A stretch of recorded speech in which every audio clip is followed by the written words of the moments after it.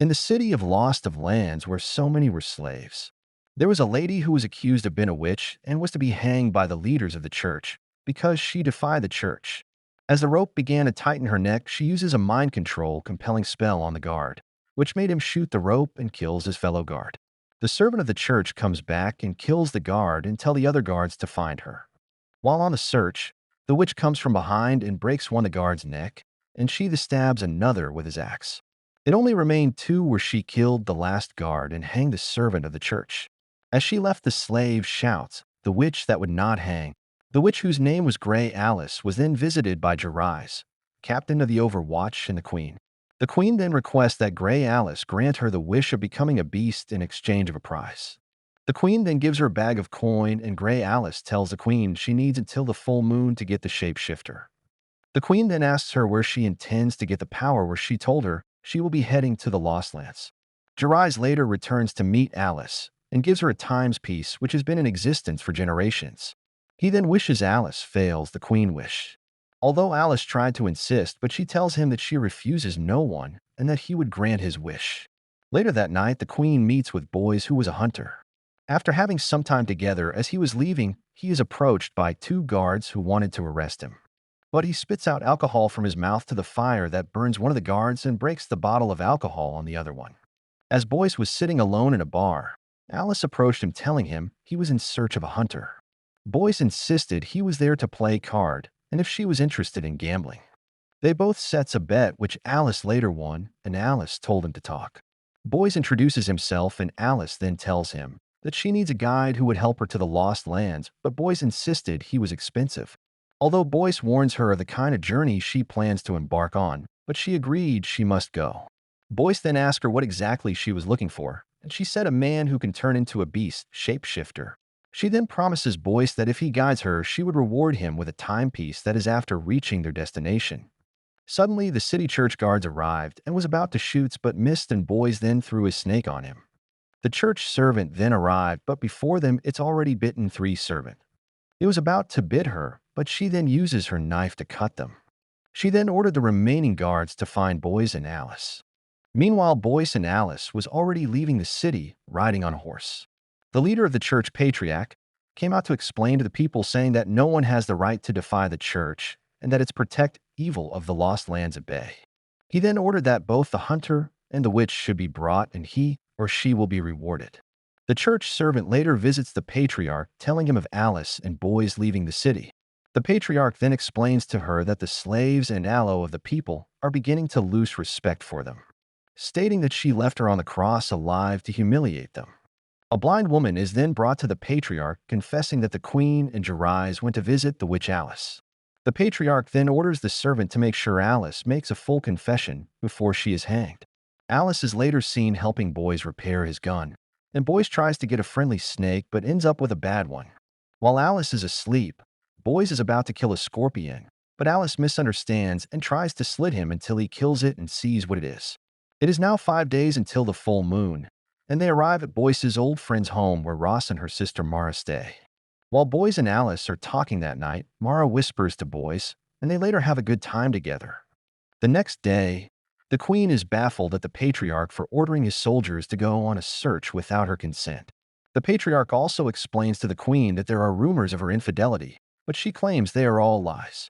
A message is sent to the servant leader that they need to hurry to find Alice so she can make her confession to dethrone the queen. They later arrive at Boyce's friend home and keep beating Ross to confess, but Mara later tells them where they headed, and they go for him. As the moon waxed fuller with each passing day, Boyce and Alice made their way to the bustling city of Rift, their anticipation mingling with dread. The full moon's luminescence was just 3 days away, and they knew that time was of the essence. Their destination was the unassuming yet significant abode of Cyrus, an old friend of Boyce's who had once navigated the dangerous waters of this world with them. Little did they know that Cyrus held the key to their passage to the other side, a perilous journey they'd been preparing for. All they needed to procure from him was a small token, a seemingly insignificant item that would grant them safe passage. Upon their arrival at Cyrus's home, a sense of unease settled around them. The city felt eerily quiet, as if holding its breath in anticipation of what was about to unfold. When they called out to Cyrus, the silence deepened, wrapping around them like a shroud. As they ventured further into the dilapidated dwelling, a chilling sight awaited them. Cyrus was hanging lifeless from a rafter, a grim testament to the perils that had befallen him. His once vibrant spirit was snuffed out like a candle, leaving Boyce and Alice to grapple with the stark reality that danger lurked around every corner. The air grew thick with foreboding as the pair quickly realized they were not alone. Shadows danced in the periphery of their vision, and paranoia prickled at their skin. Emerging from the darkness, they faced the church servant, a figure cloaked in authority and malice, flanked by several grim-faced guards. The servant's eyes gleamed with an unsettling triumph as she proclaimed her intent. She demanded that Boyce hand over Alice, revealing a bounty placed upon her head, one that made her a prize worth claiming. If you have come this far, please do well to subscribe. Resolute and defiant, Boyce refused her demand, citing that Alice had, in fact, outsmarted her by hiring her first. The servant's smile twisted dangerously as she pulled back her cloak to unveil Mara, another acquaintance of Boyce and Alice, who lay brutally beaten and on the verge of death, hanging mercilessly from a noose. The sight of Mara, once full of life and laughter now reduced to a macabre display, propelled Boyce and Alice into action. In a chilling display of cold-blooded resolve, the church servant drew her weapon and mercilessly shot Mara, the crack of the gunshot echoing in the suffocating silence. In that instant, rage surged within Boyce and Alice. They moved like a well-oiled machine, retaliating against the church guards with fierce determination. Gunfire erupted in a chaotic symphony of violence, and the air was thick with smoke and the acrid scent of gunpowder. Just as victory appeared within reach, more guards surged forth, a seemingly endless wave of reinforcements spilling into the fray. Boyce, his heart pounding with the urgency of their plight, took aim at the church servant, desperate to end her reign of terror. But the guards were relentless, consistently positioning themselves as impenetrable shields, hindering his every attempt.